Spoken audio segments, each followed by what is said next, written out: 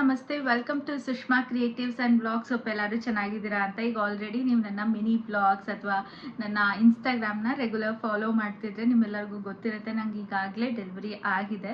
So ವಿಡಿಯೋನ post ಮಾಡೋದಕ್ಕಾಗಿರಲಿಲ್ಲ, ನಾನು ಕೂಡ ರೆಸ್ಟ್ ಮಾಡ್ತಿದ್ದೆ. ಸೊ ಹಾಗಾಗಿ ಅಷ್ಟಾಗಿ ನಾನು ವಿಡಿಯೋಸ್ನ ಪೋಸ್ಟ್ ಮಾಡೋದಕ್ಕಾಗಲಿಲ್ಲ. ಈಗ ನನ್ನ ಡೆಲಿವರಿ ವ್ಲಾಗ್ನ ಪೋಸ್ಟ್ ಮಾಡೋಣ. ಅದಕ್ಕೂ ಮುಂಚೆ ನನ್ನ ಪ್ರೀವಿಯಸ್ ವಿಡಿಯೋದಲ್ಲಿ ನಾನು ಏನೆಲ್ಲ ನಾನು ಪ್ಯಾಕ್ ಮಾಡ್ಕೊಂಡಿದ್ದೆ ಹಾಸ್ಪಿಟಲ್ ಬ್ಯಾಗಿಗೆ ಅಂತ ನಾನು ಶೇರ್ ಮಾಡಿದ್ದೆ. ಅದರಲ್ಲೂ ಫ್ಯೂ ಐಟಮ್ಸ್ನ ನಾನು ಮಿಸ್ ಮಾಡಿದ್ದೆ. ಅದರಲ್ಲಿ ತುಂಬ ಜನ ಕೇಳ್ತಾ ಇದ್ರಿ.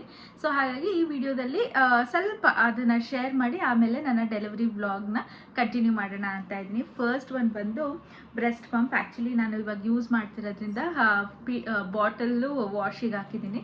ಸೊ ಹಾಗಾಗಿ ಇದೊಂದೇ ಇರೋದು ಬ್ರೆಸ್ಟ್ ಪಂಪ್. ಇದು ಆ್ಯಂಡ್ ಪಂಪ್ನ ನಾನು ಯೂಸ್ ಮಾಡ್ತಾ ಇದ್ದೀನಿ ಆ್ಯಸ್ ಆಫ್ ನಾವು. ಯಾಕೆಂದರೆ ಈಗ ನಾನು ಜಾಸ್ತಿ ಬ್ರೆಸ್ಟ್ ಫೀಡೇ ಮಾಡ್ತೀನಿ. ಯಾವಾಗಾದರೂ ಎಮರ್ಜೆನ್ಸಿ ಅಂತ ಇದ್ದಾಗ ಮಾತ್ರ ನಾನು ಬ್ರೆಸ್ಟ್ ಅಂದರೆ ಪಂಪ್ ಮಾಡಿ ಕೊಡೋ ಅಂಥದ್ದು. ಸೊ ಹಾಗಾಗಿ ಬ್ರೆಸ್ಟ್ ಪಂಪ್ ನಾನು ಮ್ಯಾನ್ಯುವಲ್ದೇ ಇಟ್ಕೊಂಡಿದ್ದೀನಿ. ಇದ್ರ ಲಿಂಕ್ನ ನಾನು ಡಿಸ್ಕ್ರಿಪ್ಷನಲ್ಲಿ ಹಾಕಿರ್ತೀನಿ, ಚೆಕ್ಔಟ್ ಮಾಡಿ. ಇದು ಕೂಡ ಯೂಸ್ ಆಗುತ್ತೆ ಏನಾದರೂ ಕಮ್ಮಿ ಬಜೆಟಲ್ಲಿ ನೋಡ್ತಾ ಇದ್ದೀರಾ ಮತ್ತು ನೀವು ರೆಗ್ಯುಲರ್ ಆಗಿ ಏನು ಬಾಟಲ್ ಫೀಡ್ ಮಾಡಲ್ಲ ಮಗುಗೆ ಅಂದಾಗ ಇದು ಯೂಸ್ ಆಗುತ್ತೆ. ನಾನು ಅಷ್ಟೇ ರೆಗ್ಯುಲರ್ ಆಗಿ ಬಾಟಲ್ ಫೀಡ್ ಮಾಡೋದಿಲ್ಲ ಮಗುಗೆ. ಸೊ ಹಾಗಾಗಿ ಇದು ಮ್ಯಾನ್ಯುವಲ್ದೇ ತೊಗೊಂಡಿದ್ದೀನಿ. ನೋಡೋಣ ಇನ್ ಫ್ಯೂಚರ್ ಏನಾದರೂ ಎಲೆಕ್ಟ್ರಿಕ್ದು ಬೇಕಾದರೆ ತೊಗೊಳೋಣ ಅಂತ ಇದ್ದೀನಿ. ಸೊ ನೆಕ್ಸ್ಟ್ ಬಂದರೆ ಬ್ರೆಸ್ಟ್ ಪ್ಯಾಡ್ಸು. ಇದು ಕೂಡ ಯೂಸ್ ಆಗುತ್ತೆ ಏನಾದರೂ ಯಾರಿಗಾದರೂ ತುಂಬಾ ಮಿಲ್ಕ್ ಸಪ್ಲೈ ಜಾಸ್ತಿ ಇದೆ ಅಂದಾಗ ಇದು ಕೂಡ ಯೂಸ್ ಆಗುತ್ತೆ. ಸೊ ಇದನ್ನು ಕೂಡ ನಾನು ಹಾಸ್ಪಿಟಲ್ ಬ್ಯಾಗಿಗೆ ಪ್ಯಾಕ್ ಮಾಡ್ಕೊಂಡಿದ್ದೆ. ನೆಕ್ಸ್ಟ್ ಬರೋದಾದರೆ ಡೈಪರ್ ಚೇಂಜಿಂಗ್ ಮ್ಯಾಟ್ಸು. ಇದು ನಾನು ಅರ್ಧ ಕಟ್ ಮಾಡಿ ಇಟ್ಕೊಂಡಿದ್ದೀನಿ. ಇವಾಗೆಲ್ಲ ನಾನು ಯೂಸ್ ಮಾಡಿರೋದೇ ತೋರಿಸ್ತಾ ಇದ್ದೀನಿ. ಸೊ ಇದನ್ನು ಅರ್ಧ ಕಟ್ ಮಾಡಿ ಇಟ್ಕೊಂಡಿದ್ದೀನಿ. ಸೆಟ್ ಆಫ್ 2 ತರಿಸಿದ್ದೆ. ಸೊ ಇದನ್ನು ನಾನು ಅರ್ಧ ಕಟ್ ಮಾಡಿ ಡೈಪರ್ ಚೇಂಜ್ ಮಾಡೋವಾಗೆಲ್ಲ ಇದನ್ನು ಯೂಸ್ ಮಾಡ್ತೀನಿ. ಇನ್ನು ನೆಕ್ಸ್ಟ್ ಬಂದರೆ ಬ್ಲ್ಯಾಂಕೆಟು. ನೋಡ್ಬೋದು, ಇದು ಬ್ಲ್ಯಾಂಕೆಟು ಕ್ವಾಲಿಟಿ ಅಂತೂ ತುಂಬಾ ಚೆನ್ನಾಗಿದೆ. ಒಂದು 3 to 4 ಲೇಯರ್ಸ್ ಏನೋ ಇದೆ ಇದ್ರೊಳಗಡೆ. ಸೊ ಇದ್ರದ್ದು ಕೂಡ ಡಿಸ್ಕ್ರಿಪ್ಷನಲ್ಲಿ ನಾನು ಲಿಂಕ್ ಹಾಕಿರ್ತೀನಿ ಆಯಿತಾ. ಇದೆಲ್ಲ ಲವ್ ಲ್ಯಾಪ್ ಬ್ರ್ಯಾಂಡಿಂದ ತೊಗೊಂಡಿದ್ದು. ಕ್ವಾಲಿಟಿ ಅಂತೂ ತುಂಬಾ ಚೆನ್ನಾಗಿದೆ. ಸೊ ನಿಮ್ಗೇನಾದರೂ ಬೇಕು, ನೀವು ಕೂಡ ಹಾಸ್ಪಿಟಲ್ ಬ್ಯಾಗಿಗೆ ಪ್ಯಾಕ್ ಮಾಡ್ತಾ ಇದ್ದೀರಾ ಅಂದರೆ ಬೆಸ್ಟ್ ಆಪ್ಷನ್ ಅಂತಲೇ ಹೇಳ್ಬೋದು. ಇನ್ನೂ ಒಂದು ಸ್ವ್ಯಾಡಲ್ ಕ್ಲಾತ್ ಅಂತ ನಾನು ಹೋದ್ಸತಿ ಶೇರ್ ಮಾಡಿದ್ದೆ. ಹೇಗಿದೆ ಮೆಟೀರಿಯಲ್ ಅಂತ ಕೇಳ್ತಾ ಇದ್ರಿ. ಇದು ಬಂದು ಮಸ್ಲಿನ್ ಕ್ಲಾತ್ ಆಗಿರುತ್ತೆ. ನೋಡ್ಬೋದು ಇಲ್ಲಿ ಯಾವ ಥರ ಇದೆ ಅಂತ. ಮಗುಗನ ಸ್ವ್ಯಾಡಲ್ ಮಾಡೋಕ್ಕಂತೂ ತುಂಬಾ ಚೆನ್ನಾಗಿದೆ. ಈಗ ನಾನು ಸ್ವ್ಯಾಡಲ್ ಮಾಡೋದಕ್ಕೆ ಹೋಗ್ತಾ ಇಲ್ಲ, ಯಾಕಂದರೆ ತುಂಬ ಸೆಕೆ ಇರೋದ್ರಿಂದ. ಈಗೇನು ಮಾಡ್ತೀನಿ ಅಂದರೆ, ಈಗ ಸ್ವಲ್ಪ ಮಳೆ ಸ್ಟಾರ್ಟ್ ಆಗಿದೆ, ಒಂದೊಂದ್ಸರಿ ಚಳಿನೂ ಕೂಡ ಇರುತ್ತೆ ಅಲ್ವಾ. ಸೊ ಆಗ ನಾನು ಸ್ವ್ಯಾಡಲ್ ಮಾಡ್ತೀನಿ. ಬಟ್ ನನಗೆ ಡೆಲಿವರಿ ಆದಾಗ ನಾನು ಯಾವುದೇ ಥರ ಸ್ವ್ಯಾಡಲ್ ಮಾಡ್ತಾ ಇರಲಿಲ್ಲ. ಆಗ ತುಂಬಾ ಸೆಕೆ ಇತ್ತು. ಸೊ ಹಾಗಾಗಿ ಸ್ವ್ಯಾಡಲ್ ಮಾಡೋದಕ್ಕೆ ಹೋಗ್ತಾ ಇರಲಿಲ್ಲ. ಇದು ಮೆಟೀರಿಯಲ್ ಕೇಳ್ತಾ ಇದ್ರಿ ಶೇರ್ ಮಾಡಿ ಏನು ಅಂತ. ಇದು ಬಂದು ಮಸ್ಲಿನ್ ಕ್ಲಾತ್, ತುಂಬ ಚೆನ್ನಾಗಿದೆ. ನಾನು ಇನ್ಫ್ಯಾಕ್ಟ್ ಲಿಶುಗೂ ಕೂಡ ಇದನ್ನೇ ಯೂಸ್ ಮಾಡಿದ್ದು. ನಾನೇನು ಈ ಸರಿ ತೊಗೊಳೋದಕ್ಕೆ ಹೋಗಲಿಲ್ಲ, ಅದೇ ಇತ್ತು, ಅದನ್ನೇ ಯೂಸ್ ಮಾಡ್ತಾ ಇದ್ದೀನಿ. ಇದಿಷ್ಟು ನಾನು ನನ್ನ ಹಾಸ್ಪಿಟಲ್ ಬ್ಯಾಗಲ್ಲಿ ತೊಗೊಂಡಿರೋ ಅಂಥದ್ದು. ಸೊ ಈ ಪ್ರಾಡಕ್ಟ್ಸ್ ಲಿಂಕ್ ಎಲ್ಲ ನಾನು ಡಿಸ್ಕ್ರಿಪ್ಷನಲ್ಲಿ ಹಾಕಿರ್ತೀನಿ ಆಯಿತಾ, ಚೆಕ್ಔಟ್ ಮಾಡಿ. ಚೆನ್ನಾಗಿದೆ, ಕ್ವಾಲಿಟಿ ವೈಸ್ ಎಲ್ಲ ಚೆನ್ನಾಗಿದೆ. ಯಾರೆಲ್ಲ ನ್ಯೂ ಮಾಮ್ಸ್ ಇದ್ದೀರಾ ಅಥವಾ ಮಾಮ್ ಟು ಬಿ ಇದ್ದೀರಾ, ನೀವು ಕೂಡ ಹಾಸ್ಪಿಟಲ್ ಬ್ಯಾಗ್ನ ಪ್ಯಾಕ್ ಮಾಡಬೇಕು ಅಂದರೆ ಇದೇ ಸಣ್ಣ ಪುಟ್ಟದ್ದೆಲ್ಲ ಯೂಸ್ಫುಲ್ ಆಗ್ಬೋದು ಅಂತ ವಿಡಿಯೋದಲ್ಲಿ ಶೇರ್ ಮಾಡ್ತಾ ಇದ್ದೀನಿ. ನಮ್ಮ ಲಿಶಾ ಏನೋ ಹೇಳ್ಬೇಕಂತ. ಏನು ಹೇಳಬೇಕು? ಬೋಡ ಎಲ್ಸ ಆಗ್ಬಿಟ್ಟಿದೆಯಾ? How happy are you? Baby ಬಂದಿರೋದು ಮನೆಗೆ 10,000 ಹ್ಯಾಪಿನಾ? ಸ್ಕೂಲಿಗೆ ಹೋಗಲ್ವಾ ನೀನು? ನೆಕ್ಸ್ಟ್ ವೀಕಿಂದ ಸ್ಕೂಲಿಗೆ ಹೋಗ್ಬೇಕು. ನಾವು ಕೂಡ ನಮ್ಮ ಮನೆಗೆ ಹೋಗಬೇಕು ಆದಷ್ಟು ಬೇಗ. ಸೊ ಲಿಶುಗೆ ಸ್ಕೂಲ್ ಇದೆ ಅಲ್ವಾ, ಸ್ಕೂಲ್ ಇಲ್ಲ ಅಂದಿದ್ರೆ ಇಲ್ಲೇ ಇರ್ತಾ ಇದ್ವಿ ಅಲ್ವಾ ಲಿಶು?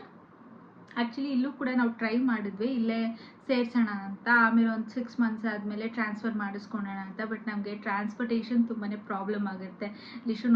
ಅವಳನ್ನೇ ಸಪ್ರೇಟ್ ವೆಹಿಕಲ್ ಮಾಡಿ ಅಂತ ಕಳ್ಸೋದಕ್ಕಾಗಲ್ಲ, ಅದು ಕೂಡ ಸೇಫ್ಟಿ ಇರಲ್ಲ ಅಲ್ವಾ.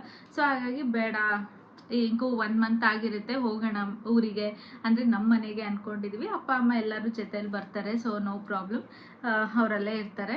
ನಾನು ಕೂಡ ಈಗ ಕಂಪ್ಲೀಟ್ ರೆಸ್ಟಲ್ಲಿದ್ದೀನಿ. ಸೊ ಇನ್ನೂ ಒಂದು 3-4 ತಿಂಗಳು ಆಮೇಲೆ ಎಲ್ಲ ಸೆಟಲ್ ಡೌನ್ ಆಗುತ್ತೆ. ಸೊ ಇಷ್ಟೇ. ಈಗ ಹೋಗಿ ನನ್ನ ಡೆಲಿವರಿ ವ್ಲಾಗ್ನ ನೋಡ್ಕೊಂಬನ್ನಿ. ಹೋಪ್ ನಿಮಗೆ ಆ ವಿಡಿಯೋ ಇಷ್ಟ ಆಗುತ್ತೆ ಅನ್ಕೊಂಡು. ಸೊ ನಿಮ್ಮೆಲ್ಲರಿಗೂ ಗೊತ್ತಿರೋ ಹಂಗೆ ನಾನು 11th ನನ್ನ ಡೆಲಿವರಿನ ಬುಕ್ ಮಾಡಿದ್ದೀನಿ ಅಂತ ಹೇಳಿದ್ದೆ ಅಲ್ವಾ ನನ್ನ ಪ್ರೀವಿಯಸ್ ವೀಡಿಯೋದಲ್ಲಿ. ಆದರೆ ಮಗು ಬೇಗನೆ ಬರ್ತೀನಿ ಅಂತ ರೆಡಿಯಾಗಿತ್ತು. ಅರೌಂಡ್ 5th ಹಂಗೆ ನನಗೆ ಸ್ವಲ್ಪ ಮಧ್ಯಾಹ್ನದಿಂದನೇ ಪೇನ್ ಬರ್ತಿತ್ತು. ಬಟ್ ಏನು ಅಂದರೆ ನಾನು ಅಂದ್ಕೊಂಡೆ ಫಾಲ್ಸ್ ಪೇಯ್ನ್ ಇರ್ಬೋದು ಅಂತ, ಯಾಕೆಂದರೆ ಲಿಶೂದ್ರಲ್ಲೂ ಕೂಡ ನನಗೆ ಹಾಗೆ ಆಗಿತ್ತು. ಸೊ ಹಾಗಾಗಿ ನಾನು ಅಷ್ಟಾಗಿ ಸೀರಿಯಸ್ಸಾಗಿ ತೊಗೊಳ್ಲಿಲ್ಲ. ಬಟ್ ಅರೌಂಡ್ 7 o'clock ಹಂಗೆ ಹಿಂಗೆ ಅಮ್ಮಂಗೆಲ್ಲ ಹೇಳಿದೆ. ಅವರು ಕೂಡ ಜೀರಿಗೆ ಕಷಾಯ ಎಲ್ಲ ಕೊಟ್ಟರು. ಇಫ್ ಇನ್ ಕೇಸ್ ಏನಾದರೂ ಅದು ಫಾಲ್ಸ್ ಪೇಯ್ನ್ ಆದರೆ ಜೀರಿಗೆ ಕಷಾಯ ಕುಡಿದಾಗ ಅದು ಜಾಸ್ತಿ ಆಗೋಲ್ಲ, ಏನಾದರೂ ಡೆಲಿವರಿ ಪೇಯ್ನ್ ಆಗಿದ್ದರೆ ಅದು ಜಾಸ್ತಿ ಆಗುತ್ತೆ ಅಂತ. ಸ್ವಲ್ಪ ಜಾಸ್ತಿ ಆಯಿತು.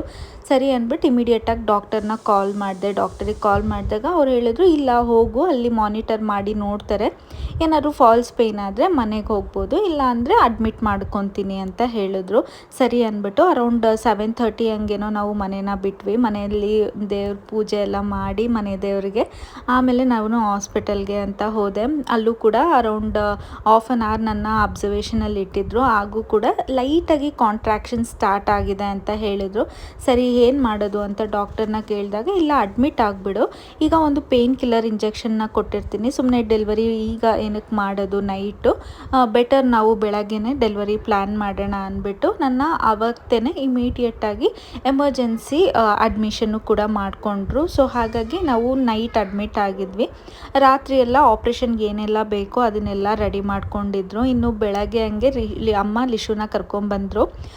ನೈಟ್ ಏನು ಕರ್ಕೊಂಡು ಹೋಗಿರಲಿಲ್ಲ, ಯಾಕಂದರೆ ಸುಮ್ಮನೆ ಏನು ಅವತ್ತೇ ಡೆಲಿವರಿನ ಏನು ಅಂತಲೂ ಕೂಡ ಗೊತ್ತಿರಲಿಲ್ಲ ಅಲ್ವಾ. ಸೊ ಹಾಗಾಗಿ ಈಗಲೂ ಅಷ್ಟೇ ಲಿಶುಗೆ ನನ್ನ ಈ ಥರ ನೋಡಿ ಅವಳಿಗೊಂದು ಸ್ವಲ್ಪ ಅವಳು ಕೂಡ ಪ್ಯಾನಿಕ್ ಆಗಿಬಿಟ್ಟಿದ್ಲು. ಇನ್ನು ಡೆಲಿವರಿಗೆ ಹೋಗೋಕ್ಕೂ ಮುಂಚೆ ನನ್ನ ತಲೆಯಲ್ಲಿ ಏನು ಓಡ್ತಿತ್ತು ಅಂದರೆ, ಲಿಶು ಇದ್ದಾಳೆ ಈಚೆ, ಇದೊಂಥರ ಕಷ್ಟ, ಅದು ಎಕ್ಸ್ಪ್ರೆಸ್ಸೇ ಮಾಡೋಕ್ಕಾಗಲ್ಲ ಏನದು ಫೀಲಿಂಗ್ ಅಂತ. ಬಟ್ ನನಗೇನಂದರೆ ಆವಾಗ ನನಗೆ ಅಳೋದಕ್ಕೆ ಇಷ್ಟ ಇರಲಿಲ್ಲ. ಇನ್ಫ್ಯಾಕ್ಟ್ ಲಿಶು ಡೆಲಿವರಿಗೆ ಹೋಗೋಕ್ಕೂ ಮುಂಚೆ ಈ ಸ್ಟೇಜಲ್ಲಿ ನಾನು ಅಳ್ತಾ ಇದ್ದೆ, ಯಾಕೆಂದರೆ ನನಗೆ ಅವಾಗ ನಾರ್ಮಲ್ ಡೆಲಿವರಿ ಬೇಕಾಗಿತ್ತು. ಬಟ್ ಆಗಲ್ಲ ಅಂತ ಸೆಕ್ಷನ್ ಇಮಿಡಿಯೇಟಾಗಿ ಪ್ಲ್ಯಾನ್ ಮಾಡಿದ್ರು. ಸೊ ಹಾಗಾಗಿ ಬಟ್ ಈ ಸರಿ ನನಗೆ ಅಳೋಕ್ಕೆ ಇಷ್ಟ ಇರಲಿಲ್ಲ. ಇನ್ನು ನಾನು ಹತ್ರ ಲಿಶುನು ಕೂಡ ಅಳ್ತಾಳೆ, ಆಮೇಲೆ ಅವಳನ್ನ ಕಂಟ್ರೋಲ್ ಮಾಡೋದು ಇವ್ರಿಗೆಲ್ಲ ಕಷ್ಟ ಆಗುತ್ತೆ ಅಂದ್ಬಿಟ್ಟು ತುಂಬ ಕಂಟ್ರೋಲ್ ಮಾಡಿಕೊಂಡೆ ನಾನು ಆಪ್ರೇಷನ್ ಥಿಯೇಟರ್ಗೆ ಅಂತ ಹೋದೆ. ಒಂದೇ ಇದ್ದಿದ್ದು ತಲೆಯಲ್ಲಿ, ಮಗು ಚೆನ್ನಾಗಿರಬೇಕು, ಮಗು ಹೆಲ್ದಿ ಆಗಿರಬೇಕು, ಯಾವ ಮಗುನಾದರೂ ಆಗಲಿ. ಬಿಕಾಸ್ ನಮಗೆ ಆ ಥರ ಏನೂ ಪ್ರಿಫರೆನ್ಸಸ್ ಇರಲಿಲ್ಲ, ಇದೇ ಮಗು ಬೇಕು ಅದೇ ಮಗು ಬೇಕು ಅಂತ. ಇನ್ಫ್ಯಾಕ್ಟ್ ಲಿಶು ಹೇಳ್ತಾ ಇದ್ಲು ನನಗೆ ಬೇಬಿ ಬಾಯ್ ಬೇಕು ಅಂತ. ಬಟ್ ನಮಗೆ ಒಂದು ಹೆಲ್ದಿ ಮಗು ಆಗಿದ್ದರೆ ಸಾಕಾಗಿತ್ತು, ಯಾಕಂದರೆ ನಾವು ಮೇಯ್ನಾಗಿ ಮಗು ಅಂತ ಮಾಡ್ಕೊಂಡಿರೋದೇ ಲಿಶುಗೆ ಒಂದು ಕಂಪ್ಯಾನಿಯನ್ ಇರಲಿ ಅಂತ. ನಮ್ಮ ಮೇಯ್ನ್ ಥಾಟ್ ಇದ್ದಿದ್ರೇ ನಾವಿಲ್ಲ ಅಂದ್ರೂ ಅವಳಿಗೊಂದು ಬ್ಲಡ್ ರಿಲೇಷನ್ ಇರಬೇಕು ಅನ್ನೋದಕ್ಕೋಸ್ಕರ ಮಾಡ್ಕೊಂಡಿದ್ದು. ಇವಾಗ ನಿಂಗೆ ಹೆಂಗೆ ಅನ್ನಿಸ್ತಿದೆ ಎಲ್ಸು? ಟೆನ್ಷನ್ ಆಗ್ತಾಯಿದೆ. ಅವ್ರಿಗೆ ಆಪ್ರೇಷನ್ ಆಗುತ್ತೆ ಟೆನ್ಷನ್ ಆಗುತ್ತೆ. ಯಾವ ಪಾಪ ಅವ್ರದ್ದು ಟೆನ್ಷನ್ ಆಗುತ್ತೆ. ಯಾವ ಪಾಪು ಬೇಕು ನಿಮಗೆ? ಯಾವುದಾದ್ರೂ ಸರ್ ಸೀರಿಯಸ್ ಆಗಿ ಹೊರಗೆ ಸಾಕು. Lishu, which baby do you want? Lishu ಕೂಡ ಸ್ವಲ್ಪ ಪ್ಯಾನಿಕ್ ಆಗಿದ್ಲು, because for the first time ನನ್ನ ಆ ಥರ ನೋಡಿರೋದಲ್ವ, ಏನಾಗ್ತಿದೆ ಅಂತ ಅವಳಿಗೂ ಕೂಡ ಡೈಜೆಸ್ಟ್ ಮಾಡ್ಕೊಳೋದಕ್ಕಾಗಲಿಲ್ಲ. ಇನ್ನೇನಾದ್ರು ನಾನು ಅವಳನ್ನ ಮುದ್ದು ಮಾಡೋದಾಗಲಿ ಏನಾದ್ರು ಮಾಡಿಬಿಟ್ರೆ ನನ್ನ ಜೊತೆನೇ ಬರಬೇಕು ಅಂತ ಹಠ ಮಾಡಿಬಿಡ್ತಾಳೆ ಅಂದ್ಬಿಟ್ಟು ನಾನು ಅಷ್ಟಾಗಿ ಅವಳನ್ನ ಕೇರ್ ಮಾಡೋದಕ್ಕೆ ಹೋಗಲಿಲ್ಲ ಆ ಟೈಮಲ್ಲಿ. Which baby is it, Lishu? Girl baby. Yes. Are you excited to play with the baby? Yeah. So Lishu ಹೇಳೋದು ಕೇಳಿದ್ರಲ್ಲ, yes we are blessed with an angel. ಈಗ ನಮ್ಮ ಫ್ಯಾಮಿಲಿ ಫುಲ್ ಕಂಪ್ಲೀಟ್ ಆಯಿತು ಅಂತಲೇ ಹೇಳ್ಬೋದು. ಇನ್ನು ನಂದು ಫಸ್ಟ್ ಡೆಲಿವರಿನೂ ಕೂಡ ಸೆಕ್ಷನ್ ಆಗಿದ್ದರಿಂದ ಸೆಕೆಂಡ್ ಡೆಲಿವರಿನೂ ಕೂಡ ಸೆಕ್ಷನ್ನೇ ಆಯಿತು. ವಿತಿನ್ 1 ಅವರಲ್ಲಿ ನನ್ನ ವಾರ್ಡ್ಗೂ ಕೂಡ ಶಿಫ್ಟ್ ಮಾಡಿದ್ರು ನನ್ನ ಬೇಬಿನ.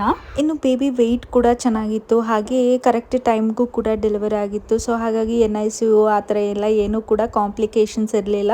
ಇಮಿಡಿಯೇಟಾಗಿ ಮಗುನೂ ಕೂಡ ವಾರ್ಡಿಗೆ ಶಿಫ್ಟ್ ಮಾಡಿದ್ರು. ನನಗೆ ಸ್ವಲ್ಪ ಮಗು ಸಣ್ಣ ಅನ್ನಿಸ್ತಿತ್ತು, ಯಾಕೆಂದರೆ ಅಷ್ಟಾಗಿ ನೆನಪಿಲ್ಲ ಲಿಶು ಹೇಗಿದ್ಲು ಅಂತ. ಬಟ್ ಲಿಶು ವೆಯ್ಟಲ್ಲಿ ಇನ್ನೂ ಜಾಸ್ತಿನೇ ಇದ್ಲು, ಇನ್ನೂ ಅರ್ಧ kg ಜಾಸ್ತಿ ಇದ್ಲು, 3.300 ಏನೋ ಇದ್ಲು. ಸೊ ಸ್ವಲ್ಪ ಚಬ್ಬಿ ಆಗಿದ್ಲು.